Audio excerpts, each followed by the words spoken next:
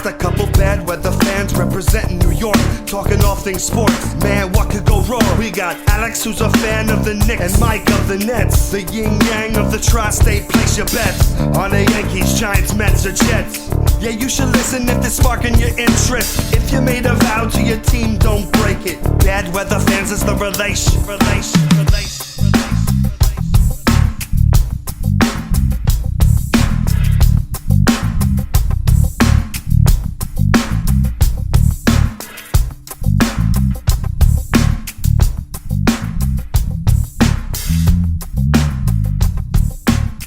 That's right. This is Bad Weather Fans, episode number 171.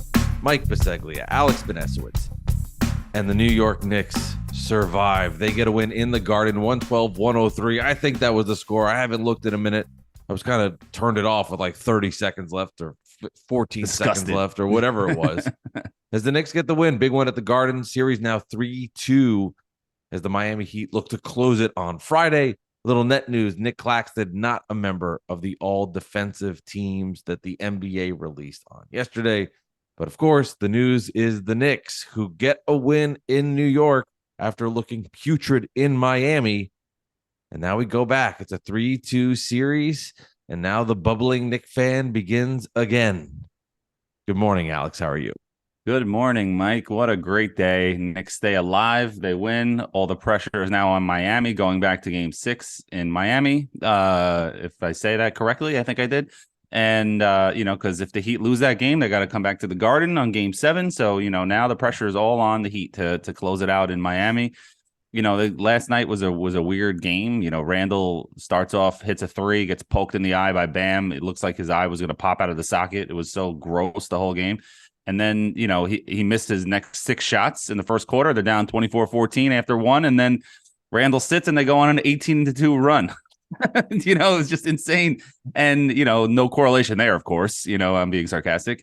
And the Knicks go on fire. But to Randle's credit, he didn't miss another shot the rest of the game. And the Knicks played really well. Brunson played all 48 minutes. And away we go. And Quentin Grimes had a great play, a Jericho Cotchery sort of play for Jets fans, where he hurts himself and then comes back on limps and then gets the steal. And then the Knicks score. And it was just that kind of night for the Knicks. Everything was just going their way. So I'm excited that the Knicks won and we're keeping the season alive. I didn't want to see them go out like they did in the Hawks series, where they just got punked and then just went down in 5 on the Garden floor and the fans cheered for that. I mean, I kind of got it because that 4-seed season, nobody expected, and it was COVID, and we're just so excited, and we're like, all right, we have a team, this is great. But this year, if they lost in 5 the way that the series was going, and they just quit on the Garden floor, I would have been really mad if the fans cheered for them oh, great job, guys, you quit. So I'm glad that we didn't have to go there. I'm glad the fans didn't really dance in the streets after winning, game 5, which I didn't see any video of that, and it might have been a few knuckleheads, but it wasn't like winning the other games and the dancing in the streets that was going on, shutting down 7th Avenue. So I'm sure that wasn't so bad. So that was good. So all around good night for the Knicks. And away we go, Mike. Away we go back to Miami. Quentin Grimes played 48 minutes as well. So he gets 48. Brunson gets 48. Wow. We'll see how that impacts the Knicks on Friday night.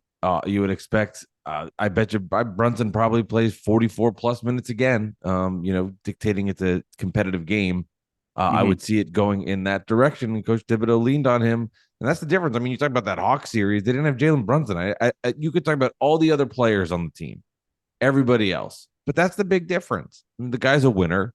He clearly gave everything he had in him and put together one of the best performances by a Knicks player in modern history at the Garden. There's no doubt about it, and that's modern the difference.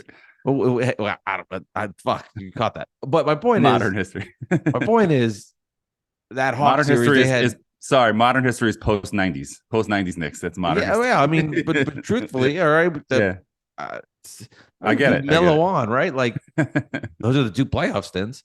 Yeah. Don't forget the Marbury Knicks. Don't forget those Marbury. That doesn't count. You got swept in the first round by the sweatshirt I'm wearing. But that's the main difference. You have a guy in Jalen Brunson. They didn't have him in the past. He's a winner.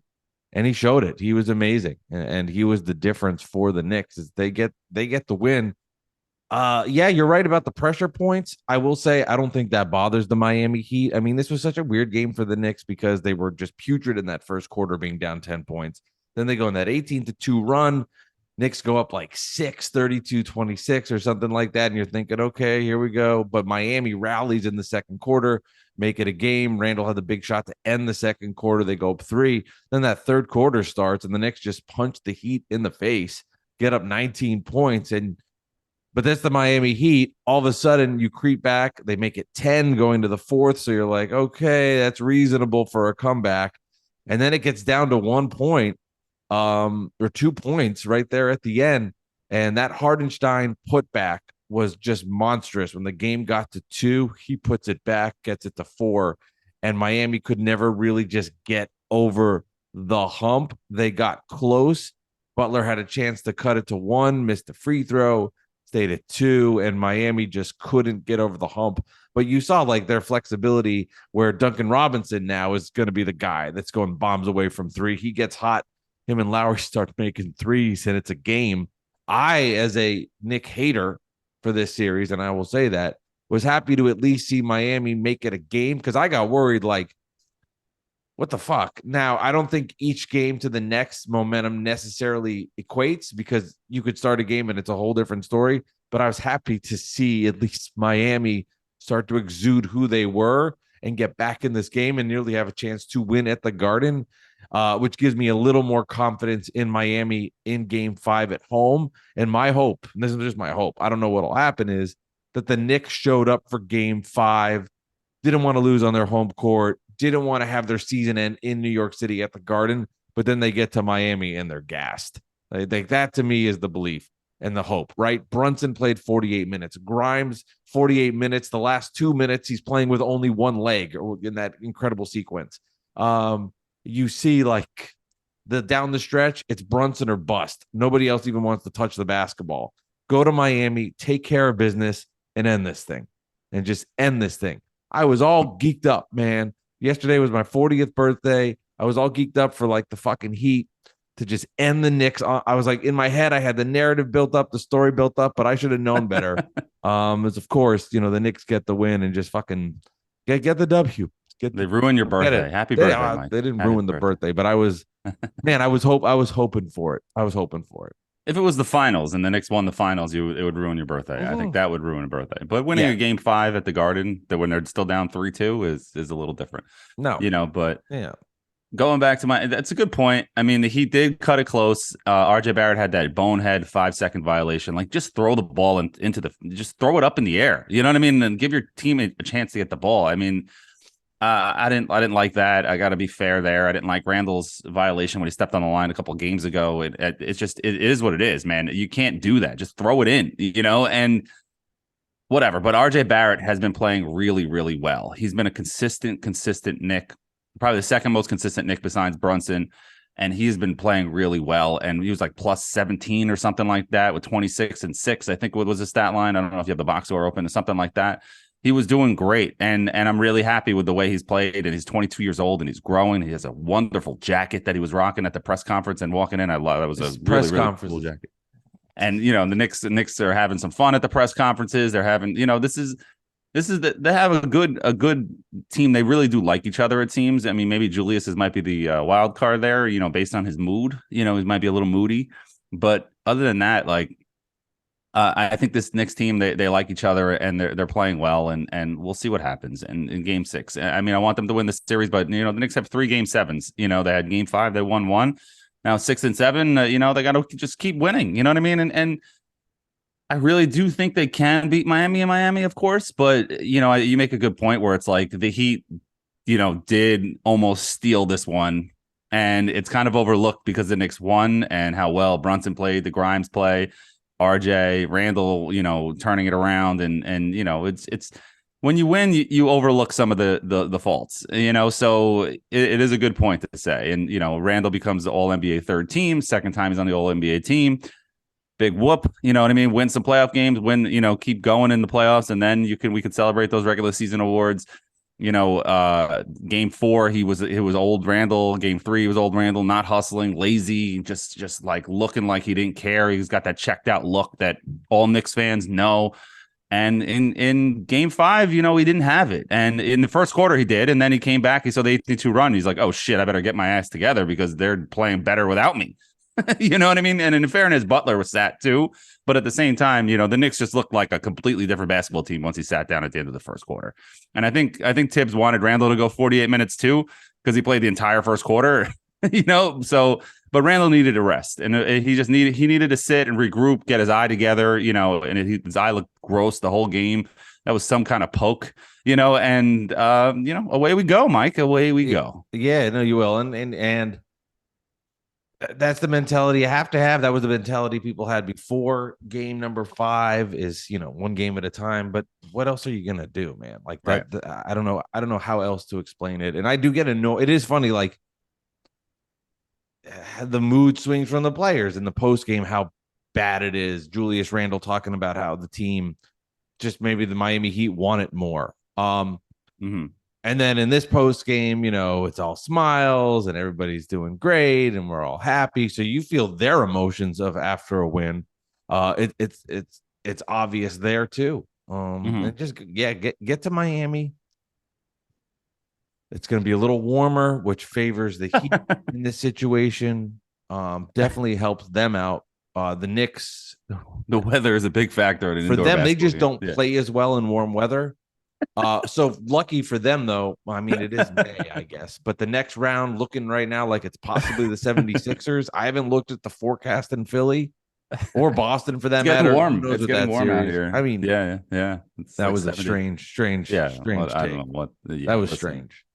And I'm sure that was a strange thing to say. I'm sure that was taken completely out of context from the context of the conversation. But still, it's just like, what are we doing here? You're like, if anybody who's like, look up ESPN Knicks weather on YouTube or Twitter or any social media, and you'll see Greeny with his weird take about the Knicks in the heat, playing the heat. That when the weather's nice in Miami, they don't play well. But that was. Do you find if you go to, because I know you got some family south, like if you ever go to Florida, all of a sudden you're just like you're not as your work goes down. You're like, I'm kind of immersed in the Florida weather. You're all of a sudden you're like, I don't know if I'm as productive as a work employee. Does that happen? No, honestly, because I've actually worked at my sister's house down in Florida. I brought my work computer, worked from home there, and I did just as well as I do now up here. So. Okay. I don't know. Just, maybe there's some truth to that. Maybe, I mean, I'm not, going out in the clubs and stuff, but these are NBA basketball players. I think it's fine. Yeah. It's ridiculous. And speaking of ridiculous, Jared Greenberg's question for Jalen Brunson right after the win, Jalen, who wanted this game more, like, come on with that crap. You know what I mean? Like, I get that's, it felt like Jalen Brunson answered a completely different question.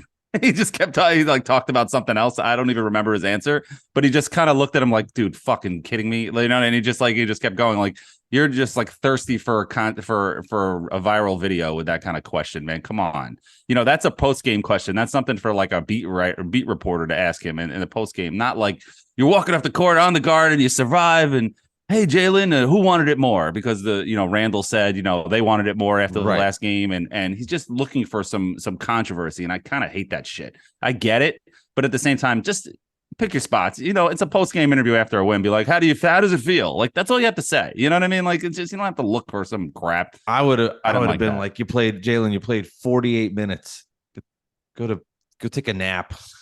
You played 48 minutes. How do you feel? Oh man, I was just happy to get the win, and we did it. And bullshit. Can you name the last New York basketball player to play 48 minutes in an elimination game? New York basketball player. I'm talking about. I think you're going to say Kevin Durant when he airballed the three to end the Bucks. Still game. one of the best performances in the history of the league. There. I just but no, I mean I don't know. It is what it is. These questions, it's just there's nothing left. There's just right. They did. I get it. I had turned it off at that point because I was like, I'm not watching a Knicks celebration on the home court where every the balloons come down. Celebrity all of a sudden is a Knicks fan. What is that about? Like everybody all of a sudden like. Where was everybody all year? But now everybody's kind of at the Garden. Where are you for the regular season games? The playoffs, you show up. Pathetic. I agree. There's certain celebrities who are there all the time. There's the big three with Fat Joe, Tracy Morgan, and Ben Stiller. They're at every game. Chris Rock is at a lot of games.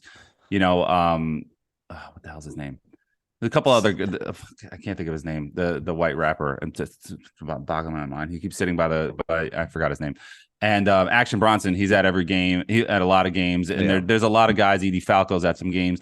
Those people, like, I can see them. They're real fans. But then I'm seeing like John Leguizamo at game 2. He's like, yeah, go Knicks. Like, bro, you don't know anything. Like, you know what I mean? If I quizzed you on who, like, give me, shout out to Papa Left. He's always like, when he was beefing with Michael Rappaport, he's like, break down Deuce McBride if you're such a big Knicks fan. He kept saying, Deuce McBride, yeah, what's his story? And obviously they can't answer that question. You know what I mean? So it is what it is, man. The Garden's a place to be seen. I get it. All the celebrities, every Rangers player, whatever player, Jets player, Aaron Rodgers is at every game, Sauce Gardner, not anymore, obviously, because, minicamp and stuff, but it is what it is. I'm being tongue in cheek with that. I know. Understand. I get it. Trust me. There's people that you're not used to celebrities going to your games because nobody wants to go to the Nets games. There actually is a ton of celebrities at Net games. As crazy as it sounds. Yeah, we'll have Chris Rock at the games, and you'll have like some, like low budget comedian sitting there. I get it. Yeah, there was a Selena Gomez meme that came from when she was at the Net game. By the way, if you're watching this on YouTube, the sun is just directly behind my head. And I'm like floating. Yeah. I am like floating. And at this point, you see the Heat culture. And who was it that got Lee got off me because he's like, I kept pointing to the wrong way when I wanted to show Heat culture. But I get confused because I'm looking at shows how stupid I am. Like Heat culture. Yes. Heat culture. We got to save this. Hopefully Jimmy B is good. We go into game 6. We get that victory. And hey, kind of put a bow on it. Shout out to the Knicks. Thank you. Steal that. They played well. They did what they had to do. They came home to the Garden. They get the win. Brunson carried them. He was remarkable. And those last 4 minutes, it was basically he's dribbling. We'll see if the double team comes. Swing, get it back. 3 on the shot clock. And shout out to my guy Mitch Robinson for making some free throws. We should probably mention that. I know in the post game we talked about a little. He was 4 for 6. Yeah, he had a funny quote too, where he was like saying, like, he's like, they asked him, how do you feel when they're doing the hack of Mitch at the end of the game? He goes, what did you think? He goes, oh, I'm knocking these down. Like, yeah, like, it was funny, which was the right strategy, I think. I mean, you had to. Terrible free throw shooter, but he hit him. God. He is. Yeah. Speaking of Mitch, I have a bad taste personally in my mouth because of him last night, and because of I know that sounded really bad, but I had a parlay and I had like RJ over his points, RJ hitting a 3, Brunson getting over 26.5, and I thought that was gonna be the hard one. And then my last one was Mitchell Robinson with 1 block, and he finished with 0 blocks. So I could have won my parlay, but thanks a lot. Mitch, yeah. So I needed the 1 block and I didn't get it, of course. And Mitchell Robinson, played really well and hit some free throws. So like we're happy there. We got the win, so everybody's happy. All smiles. And somebody who's not smiles is Nic Claxton, who got snubbed for the all defensive team, according to Nets players. Brook Lopez was one of the centers, and Bam was the other one. And there's only 2 all defensive teams, I guess, and not 3 like the all NBA. And he didn't get it. Or is there 3? And Jaren Jackson was I don't know, whatever. No, there's only 2 because I think the NBA, there's not much defense. They might cut it. They might cut it to just 3 players at some point. It's me like Jimmy Butler and Jaren Jackson. That's it. So I had a lot of Nets fans were up in arms that Nic Claxton's getting the disrespect. How are you feeling about that, Mike? I don't care at all. Is that wrong? Like I no. Really don't. I mean, this is not manufactured. I don't care. He's a great defensive player. He's playing awesome. And I know Net fans want him to be recognized nationally for how great he is. I understand that. And I think that's where a Net fan is coming from. I'd have to ask somebody that is upset that he didn't get voted. But at the same time, I just don't care. I really don't. I know how great he is defensively.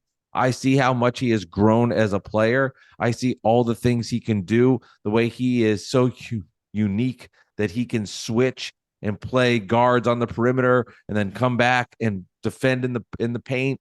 Block shots, obviously, he's great at that. His rebounding vastly improved. He's got to put on more muscle so he can bang with bigger guys. I hear that. I understand that. But I just don't care. And anybody that's going to get into a fight and say, well, he deserved it over Lopez. Let me show you his net plus rating and defensive schemes with 4 minutes left in the game. When you're playing in 70 degrees or more on odd days of the week. I just don't care. He's great. He's awesome. He's improving. Obviously, I wish I said he was on the team. I prefer that if I had to pick between the two. But overall, I want net wins. I want to have championships. So to get up in arms that Nic Claxton isn't on the all defensive team, I mean, seriously, who cares? We know how great he is. He's improving. He's getting better, and he'll probably get on that list at some point in his career. But I'm not going to sit here and then go micromanage. Like right now, Bam Adebayo is my favorite player in the league, and I hope he continues. I can't get up in arms, and don't tell me I'm not a real Net fan because I'm not upset about it. It's just in the scheme of it, it's like he's on a team, he's not on a team. Who gives a shit? And I want to be consistent with this because I said it when the stuff happened with Brunson or Randle, and like I just quickly with the I just want wins. Yeah. I just want wins. This is just meaningless awards as a fan base. To him, of course, it means a lot, and I could understand if Nic Claxton's upset, and I would totally respect where he's coming from. Because if, like, for example, if it was podcast awards, and I thought, here's the all podcast team that have cats recorded behind them, and I didn't make it, I'd be upset. But as far as from the outside looking in, I just don't care.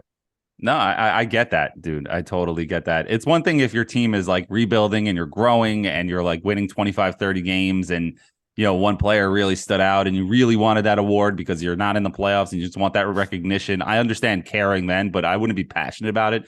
I think it's also our age. I think, you're 40, I'm 38. Like, we want to see championships, and especially since the teams are like halfway competing and have been close, and whatever. You don't really. I don't give a shit about the Sixth Man of the Year award right now. It was cool when John Starks and Mason won it when I was a kid, like just because oh cool, we won an award. But at the end of the day, I'm sure the 38 to 40-year-olds back then were like, who gives a shit? I want the Knicks to beat the Bulls. So I think there's something there, but at the same time, I think I would be a little bit more excited for a Sixth Man of the Year award if the Knicks were a bad team than if they're good and going to the second round. Like, who gives a shit? I care about the Knicks playing the fucking Cavs or the Heat. I don't care about quickly winning the sixth man and breaking down how many games he started and what his stats were without starting. And like, guys, you get a life, Yeah, it's a really good point. Yeah. I'm trying to think back when I was a senior in high school and Kidd was in his first year with the Nets. Yeah. And there was a lot of buzz that he would be the MVP. He took a 26-win team to 52. Nets made the finals. They were great, right? He obviously had a beyond impact on the squad. Of course. And it went to Tim Duncan. And I remember being upset about that a little bit. But then at the end of the day, it was like, wow, this team could win a title. You just put that behind you. MVP is like a different level. MVP is like a major notch for an organization, for a player. Like there's only one MVP. It's not like baseball where you have the National League and the American League. Like there's one guy's recognized. That I can wrap my head around being semi upset about. You know what I mean? Especially if you feel like you deserved it. Yeah. Offensive second team. Like, Raul, we'll wrap up with this, and I definitely could see the Knicks winning this series. Trust me. I believe that. It's definitely possible. But I just want to say, from a viewpoint of the whole thing, this whole NBA playoffs, it feels like, because of, you got me thinking about with the MVP conversation, that Embiid and Jokic are on a collision course to play in the finals. And that was my pick. It feels, and you would be damn right. Yeah. But it feels like, who's better? Jokic, Embiid. And this playoffs, it's been the Joker by far. He's been incredible. But you can kind of feel those two teams rising. All series are 3-2. They're up 3-2 in theirs. But I think it would be kind of cool from an NBA standpoint to see those two guys go up against each other and basically settle the debate on the court. Yeah, in the finals, on the biggest stage. Yeah, no, I agree. And that's what I was thinking because, before the playoffs, I'm like, the Nuggets are always the 1 or 2 seed. They're always getting knocked out. Jokic has Murray healthy finally, and he's kind of like, this is my time. You know what I mean? And this is his year to make a run. Even if they don't win, this is his year to win some series and get some respect on the playoff stage. And he's done it. And Embiid has been hurt, but Harden's been picking up the slack and just like what you wanted, as a Nets fan, seeing that. And, away we go for the finals collision courts, like you said. But They're gonna have to get through Miami, the Sixers, and the Celtics. The Celtics look like a frauds, or the Knicks. Or the Knicks, yeah. And that's it. And John Morant, how about him not getting on the All NBA team? So he loses out on a lot of money, but that's all self-inflicted based on his season. A million games. Yeah, and so that's what you get. So. I feel bad for him because he's losing money. I don't mean that's what you get. Like, good for you. More of, that's what happens when you're not on the floor and you have off the court issues. You lose out on awards, and all NBA matters because you get money from it. And it's not like all defensive second team. So, no, I mean, put it all together. There it is. Then a week next time we do this episode, there'll be little more closure, and we'll see what happens. Fucking thing, just the Knicks just keep going. It's your worst nightmare. It's actually easier in the moment. It's harder to think about. Mm-hmm. Then when you're actually in it, it's just like it's here. I mean, my biggest fear. This would be the fear is Embiid gets hurt. Then I'd get nervous. That's why I was kind of rooting. Knicks would beat the Celtics for sure. If they get past the could. Heat. I mean, they beat them in the regular season. I think right now, from my viewing eyes. The Sixers are so hot and cold, and it's basically on James Harden. When he's playing like the best player in the playoffs, they're incredible. Or he's playing, like it's me out there, and they're losing games. But with Embiid and Harden together, the way they have that pick and roll, I mean, it's impossible to guard. It's either you give Embiid a 14-footer by himself, or Harden goes to the basket, and it's just impossibility to guard. That like the Sixer insurance, knowing that they're there, I like. I have not had a problem. I found myself rooting more for Boston, but I don't have a problem with Philly advancing. And we've kind of texted about this, and I will say this. I definitely rather see Durant gone than Harden gone from these playoffs. Maybe it's because I know I need Sixer insurance versus the Knicks, but I have not had as much of a problem with the Harden heroics than I have with Durant just kind of being like himself. I don't know. I can't. No, I get it. Yeah. I get it. Plus Durant's in the West. It's kind of like whatever. He's out there, and you don't hate Durant, Also, and Harden like literally did nothing as a net. Durant like did everything he could on the floor at least. So. I kind of understand that. I don't get why you would root for Durant, but I understand why you would rather Durant than Harden to go all the way. So, but either way, Knicks win Game 5. Game 6 is here. It is Friday or tomorrow, whenever you're listening to this, and or today if you're listening on Friday. And let's go Knicks. Let's go Knicks. Keep Heat going. Culture. Bring it back to the Garden. Heat culture. Game 7 would be Monday, day after Mother's Day. Happy Mother's Day to everybody out there who celebrates. Stop with this. Stop with this Game 7 stuff. Game 7 Monday. Let's see. Game 7 at the Garden. There's nothing like it. Oh my! God. Can we please not do this? If we do get to a Game 7, the quote that I hate the most, the 2 best words in all of sports. Game 7. No, just don't do that. Don't fucking do that. Please. I fucking hate that. The 2 best words in all of sports. Knicks eliminated. Yeah. For you, of course, and for half our listenership. Yes. Bad Weather Fans, episode 171. Knicks winners at the Garden. They advance to Game 6. That'll be in Miami on Friday night, 7:30 Eastern. For those interested in wanting to find it on TV, I believe it's on ESPN. Most people, I'm sure, that listen to this podcast can figure out how to Hopefully find we get Mike Breen. Hopefully Mike Breen does the Knicks, but he's probably doing the Lakers Warriors. That's the sexier. Probably bugs him. I mean, I'm sure he wants to do the Knicks, I would assume. Yeah. Like how many times can he do LeBron versus Steph in his life? The Knicks are in the second round of the playoffs. He probably wants to do that. I know. So he'll get stuck with Doris Burke again and whatever. It's kind of a tough spot, right? Like, well, I guess, you lose just kind of a weird thing to be your team's announcer the whole season, and then you have to leave. And he's a Knick fan, grew up a Knick fan and everything too, So yeah. Anyway, whatever. It's just. But then also too, he has to do it and be less biased. Right. It's harder, probably. You got to say bang for the Heat. He's got to do. How hard would that? Like if he's doing that game and Jimmy Butler hits a Game 7 winner, and he's got to be like, bang, bang. And then Inside, it's like, fuck. he walks off the court. He gets to his car. He opens the car door, goes into the car, and he's just like, fuck. God damn it. This sucks. Yeah. I mean, he has to. Yeah. Well, he's a pro. I know. But I'm just having fun. Yeah. Of course, he's the best. That's why he's Mike Breen. Yeah. But anyway. That's why he's doing the finals. All right. This has been Bad Weather Fans, F171. Check us out on YouTube. You can see Leon, the menace he was today. Alex, good luck on Friday. I hope your team loses, but I hope you have fun while you watch it. Thank you, Mike. Have a great day. Bye.